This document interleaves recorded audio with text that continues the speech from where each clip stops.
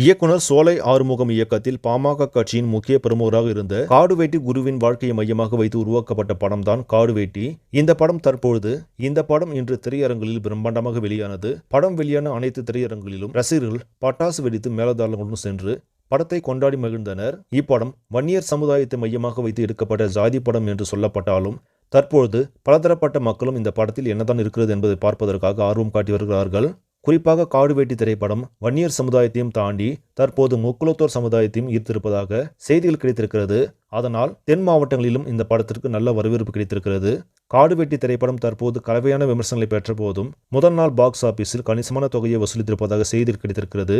அதன்படி முதல் நாளில் மட்டுமே இப்படம் 1 கோடி வரை வசூலித்து அசைத்திருக்கிறது.